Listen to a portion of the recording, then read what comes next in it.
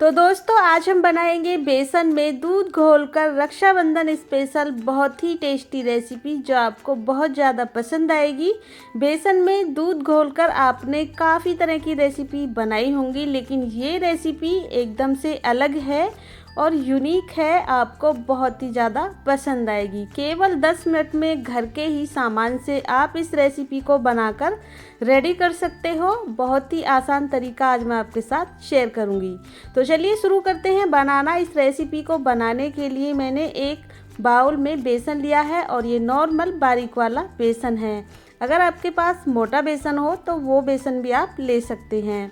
तो सबसे पहले हम बेसन को छानकर रेडी करेंगे, क्योंकि बेसन में अक्सर गुठली वगैरह हो जाती हैं, जिससे कि जब हम रेसिपी बनाएंगे तो इसमें लम्स वगैरह बन जाते हैं।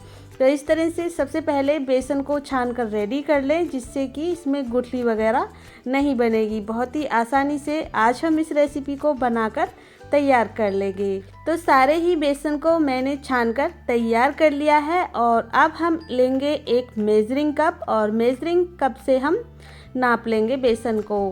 पहले हम 1 कप बेसन का इस्तेमाल करेंगे और टोटल हम 2 कप बेसन का इस्तेमाल करेंगे। इस तरह से मैं आपको एकदम नाप के साथ इस रेसिपी को बनाना बता रही हूँ। तो 1 कप बेसन लिया है और 1 कप और ले लिया है। एक बड़े से बाउल में इस बेसन को डाल दें और अब लेंगे 1 कप नॉर्मल दूध। उबला हुआ दूध नहीं है, ये नॉर्मल दूध है। और सारे ही दूध को हम इस बेसन में डाल देंगे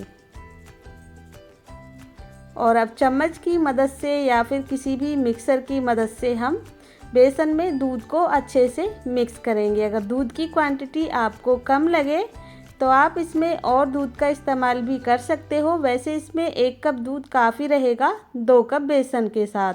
तो ये जो बेसन है बहुत आसानी से इसमें मिक्स हो जाएगा, क्योंकि हमने बेसन को पहले छानकर तैयार कर लिया था। तो आपको दिखने से ही पता लग रहा होगा कि बेसन कितनी आसानी से दूध में घुल गया है। बिल्कुल भी कोई दिक्कत नहीं आई है और कोई लम्स वगैरह भी नहीं बना है। इस तरह की इसकी कंसिस्टेंसी होनी चाहिए। और अब हम बेसन को ढककर रख देंगे, जिससे कि बेसन जो है अच्छे से फूल जाएगा। अब लेंगे बड़ा वाला एक मिक्सी का जार, इसमें डाल देंगे 1 कप चीनी और आधा कप चीनी और डालेंगे। अगर आप मीठा ज़्यादा खाना पसंद करते हो तो 2 कप आप ले सकते हो चीनी। 3 से 4 मैंने इलायची ली हैं, इनको भी इसी में डाल देंगे इसमें बढ़िया टेस्ट लाने के लिए, और इसे हम पीस कर रेडी कर लेंगे। तो लीजिए मैंने इसको पीस कर तैयार कर लिया है। एकदम बारीक पाउडर चीनी का हमने बनाकर तैयार कर लिया है। अब इस पाउडर को हम रख देंगे। इधर हमारा बेसन भी फूलकर तैयार हो गया है। एक बार इसे हम मिक्स कर लेंगे। बहुत ही आसानी से बेसन फूल गया है। इस तरह से रेस्ट ज़रूर दें बेसन को, जिससे कि ये फूल जाए और बाद में जो बेसन है बहुत ही आसानी से पक जाएगा। तो चलिए चलते हैं गैस की तरफ। गैस पर मैंने एक कढ़ाई चढ़ा दी है और इसमें डालेंगे लगभग आधा कप घी।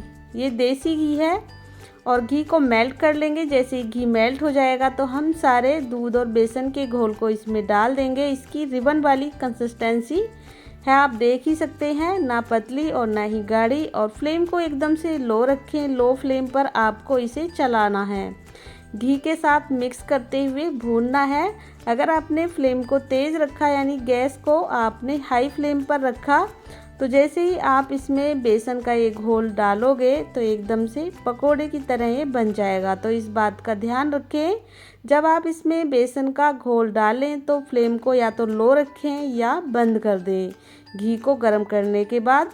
और लो फ्लेम पर शुरू में आपको इसे मिक्स करना है। बहुत ही जल्दी ये गाढ़ा बन जाएगा। इस तरह से आप देख सकते हैं लगभग 2 से 3 मिनट में ही बहुत जल्दी ये गाढ़ा हो गया है।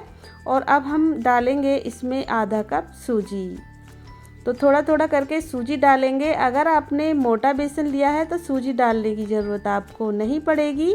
मैंने बारीक वाले बेसन का इस्तेमाल किया था, इसलिए मैं सूजी इसमें ऐड कर रही हूँ। और ये बारीक वाली सूजी है।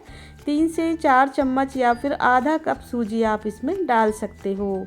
और बची हुई सूजी को हम फिर से इसमें डाल देंगे और मिक्स करते हुए लो टू मीडियम फ्लेम पर सूजी को भी साथ में चलाते हुए हम भून लेंगे। बहुत ही आसानी से बेसन के साथ ये भून जाएगी। और हमने इसमें दूध भी मिक्स करा है। दूध डालने से क्या होगा, इस रेसिपी में घी बहुत ही कम लगेगा और किसी भी तीज त्योहार पर आप इस रेसिपी को बना सकते हो। बाहर से बिल्कुल भी आपको लाने की ज़रूरत नहीं पड़ेगी। बाहर न जाने क्या क्या मिलावट करते हैं और बहुत ही आसानी से आप घर में ही रखे बेसन दूध से इस रेसिपी को बना सकते हो, बहुत ही शुद्ध और आसान तरीके से। तो आपको दिखने से पता लग रहा होगा काफ़ी ज़्यादा ये गाढ़ा हो गया है। हमें बेसन और जो हमने इसमें सूजी डाली है उसे बहुत ही अच्छे से भूनना है, बिल्कुल भी कच्चा ना रहे, इस बात का ध्यान रखें। अब इसमें हम 2 चम्मच घी फिर से डाल देंगे। इसे और भी ज़्यादा टेस्टी बनाने के लिए मैं घी का इस्तेमाल कर रही हूँ।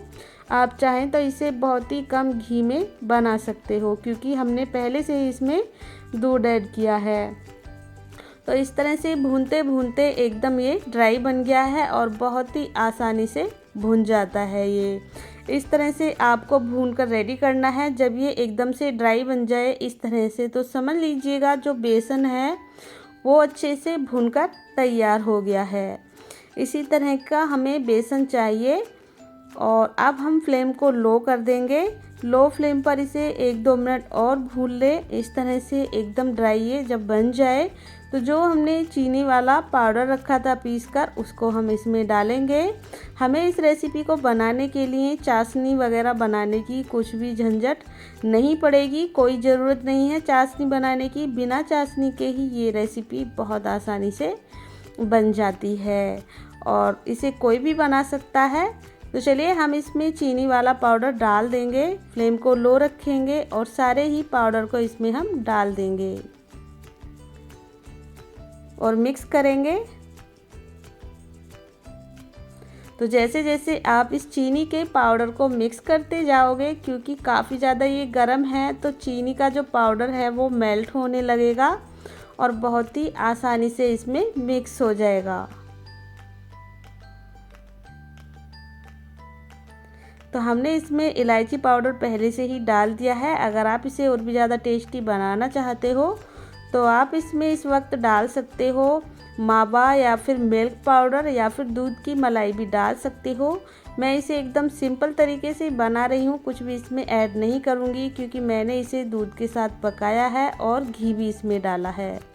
तो ये बहुत ज़्यादा टेस्टी बनेगी। ऐसे ही आप चाहें तो इसमें और भी चीज़ें डाल सकते हो। और आप देख सकते हैं जो चीनी का पाउडर है वो अच्छे से इसमें मिक्स हो गया है, मेल्ट होने लगा है और बहुत ही जल्दी ये पक जाएगा। तो हम लगातार इसे चलाते जाएंगे, पकाते जाएंगे। फ्लेम को मीडियम रखेंगे और 2 चम्मच घी मैं यहाँ पर फिर से इसमें ऐड कर रही हूँ और घी के साथ हम इसे चलाते हुए पकाएंगे। तो इस तरह से थोड़ा थोड़ा घी अगर डालते हुए इसे पकाओगे ना, तो इसका जो टेस्ट है वो बहुत अच्छा आएगा। इस तरह से आपको इसे चलाते हुए घी के साथ पकाना है। तो आपने बेसन की बर्फ़ी और लड्डू तो बहुत खाए होंगे।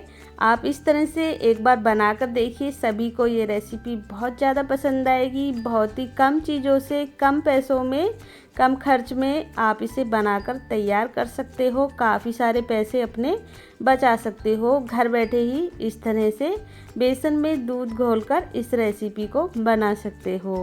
बहुत ही सस्ते में ये बन जाती है। तो इसे चेक करने के लिए हम इसमें से थोड़ा सा पार्ट लेकर देखेंगे और इसे हम चेक भी करेंगे।